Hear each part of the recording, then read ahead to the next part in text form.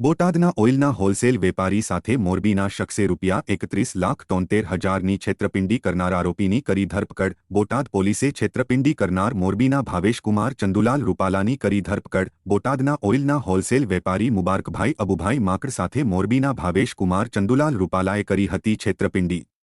મોરબીના ભાવેશકુમાર રૂપાલાએ 2 માસ પહેલા બોટાદના વેપારી મુબારકભાઈ માકડ પાસેથી 42,330 લીટર લીધું હતું ઓઇલ। મિનરલ હાઇડ્રોકાર્બન ઓઇલની કિંમત ₹31,73,000 બાકી રાખ્યા હતા। બોટાદના વેપારી દ્વારા વારંવાર ઓઇલની બાકી બિલની ઉઘરાણી કરાતા મોરબીના શખ્સ કરતો હતો વાયદાઓ। આખરે બોટાદના વેપારીએ મોરબીના શખ્સ વિરુદ્ધ નોંધાવી હતી ફરિયાદ। બોટાદ પોલીસે મોરબીના શખ્સ ભાવેશકુમાર રૂપાલાની ધરપકડ કરી વધુ તપાસ હાથ ધરી।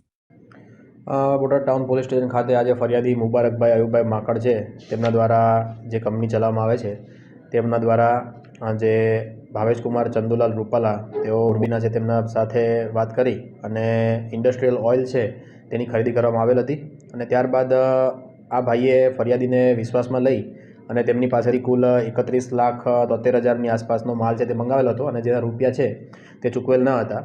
તે અન્વયે આઈપીસીની કલમ 406, 420 મુજબનો જે ગુનો છે તે દાખલ થયો છે અને આ જે આધારે ગુનો રજીસ્ટર કરી આગળની તપાસ છે તે પોલીસ ચલાવી રહેલ છે।